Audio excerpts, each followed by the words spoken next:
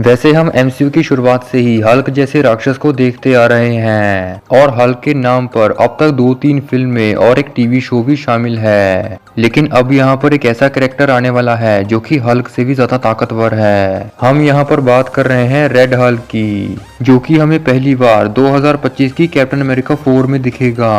पर ये सोचने वाली बात है कि रेड हल्क और ग्रीन हल्क में से ताकतवर कौन है, इसलिए आज हम इन दोनों को कंपैरिजन करेंगे। तो चलिए शुरू करते हैं।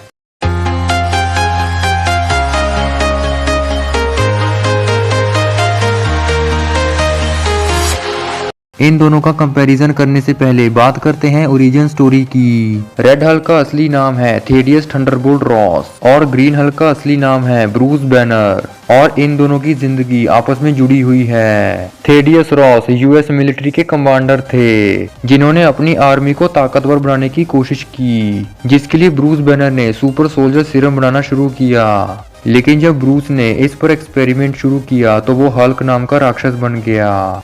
हल्क नाम के राक्षस का जन्म दो चीजों से हुआ था, एक था सुपर सोल्जर सीरम और दूसरा था गैमा रेडिएशन। जब ब्रूस बैनर हल्क बना तो उसकी जिंदगी ही बदल गई, जिसकी वजह से थेडियस रॉस ने उसे पकड़ने की कोशिश की, लेकिन वो हर बार नाकामयाब रहे। इस वजह से थेडियस रॉस बहुत ही गुस्सा हो गए। उनकी पूरी जिंदगी का मकसद ही हल्क को पकड़ने में लग गया। लेकिन तभी एक दिन थेडियस रॉस की मुलाकात द लीडर से हुई, जो कि एक अलग ही तरह के सीरम पर काम कर रहा था, और उसे थेडियस रॉस की ही जरूरत थी, क्योंकि वो सुपर हीरोज का जानी दुश्मन था। और इस काम के लिए थेडियस रॉस मान भी गया था। लेकिन जब थेडियस रॉस ने वो सुपर सोल्जर सीरम लिया तो उससे उसका शरीर ही बदल गया और वो हल्क जैसा एक राक्षस बन गया, जिसका सिर्फ कलर ही लाल था। लेकिन वो हल्क से भी ज्यादा ताकतवर बन गया, क्योंकि जो सीरम उसे मिला था वो एक अपग्रेडेड सीरम था। इस वजह से थेडियस रॉस को नाम मिला रेड हल्क, जिसके बाद थेडियस रॉस ने अपने इस रूप के बारे में किसी को नहीं बताया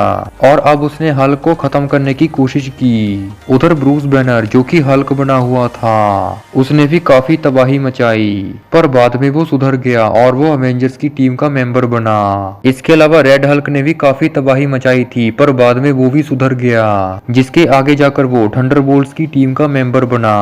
अब बात करते हैं इन दोनों के पावर्स की। रेड हल्क की एजिलिटी और ड्यूरेबिलिटी बहुत ही अच्छी है, उसकी स्पीड भी बहुत ही ज्यादा तेज है। ग्रीन हल्क के पास रीजनरेशन की पावर है, मतलब कि वो अपने जख्मों को भी ठीक कर सकता है। Green Hulk long distance cover कर सकता है। इन दोनों ही राक्षसों के पास इनहेंस स्पीड और इनहेंस सेंस भी है। इन दोनों की सुपर ह्यूमन स्ट्रेंथ भी बहुत ही ज्यादा है। लेकिन सिमिलरिटीज के साथ साथ यहाँ पर कुछ डिफरेंसेस भी आते हैं। ग्रीन हल्क हमेशा एक्साइटमेंट और गुस्से की वजह से बाहर आता है, लेकिन रेड हल्क को बाहर आने के लिए इन चीजों की जरूरत नहीं पड़ती। उसे बाहर आने के लिए किसी खास तरह की रेडिएशन को एब्जॉर्ब करना पड़ता है। इसके अलावा हमने देखा है कि ब्रूस बैनर अपनी मर्जी से हल्क नहीं बन पाता, लेकिन थेडियस रॉस हमेशा अपनी मर्जी से ही रेड हल्क बनता है। ब्रूस बैनर जब भी हल्क बना है तो वो अपनी यादाश्त भूल जाता है, लेकिन रेड हल्क के साथ ऐसा नहीं होता।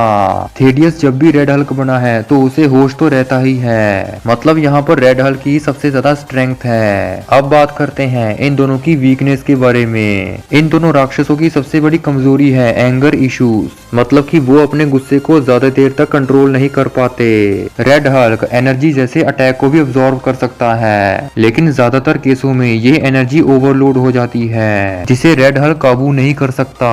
ऐसा ही केस ग्रीन हल्क के पास भी है। उसका गैमा रेडिएशन कई बार उसे कमजोर भी बना देता है। ये दोनों ही राक्षस जादुई ताकत के सामने कमजोर पड़ जाते हैं। एग्जाम्पल के तौर पे वांडा मैक्सिमोफ ने भी ग्रीन हल्क को एक बार अपने जादू से काबू किया था। अब बात करते हैं कि इन दोनों में से सबसे ज्यादा ताकतवर कौन है। कॉमिक्स में इन दोनों की कई बार लड़ाई देखने को मिली है, जिसमें ज्यादातर रेड हल्क ग्रीन हल्क पर भारी पड़ा है। अगर इन दोनों का कंपैरिजन करें तो रेड हल्क एनर्जी एब्सॉर्ब का इस्तेमाल कर सकता है, लेकिन ग्रीन हल्क भी रीजनरेशन और सुपर ह्यूमन सेंस का इस्तेमाल कर सकता है। इसलिए इन दोनों का ये मुकाबला बहुत ही क्लोज और एक्साइटिंग होगा। रेड हल्क की स्ट्रेंथ ग्रीन हल्क से बहुत ही ज्यादा है। रेड हल्क की एनर्जी एनर्जी ओवरलोड का फायदा ग्रीन हल्क उठा सकता है, लेकिन रेड हल्क की एजिलिटी और ड्यूरेबिलिटी ग्रीन हल्क को हरा सकती है। अगर फाइनल रिजल्ट की बात करें तो यहाँ पर रेड हल्क ही जीत सकता है, लेकिन मैं ये भी कह सकता हूँ कि शायद ये मैच टाई हो जाए। इसलिए आप ही मुझे ये बताएं कि इन दोनों में से कौन जीत सकता है। तो ये थी रेड हल्क और ग्रीन हल्क की कंपैरिजन। अगर वीडियो पसंद आई हो तो इसे लाइक, शेयर और कमेंट जरूर कीजिए और चैनल को सब्सक्राइब करके बेल आइकन भी प्रेस करें ताकि हमारी लेटेस्ट वीडियोस का नोटिफिकेशन आप तक पहले पहुंच सके।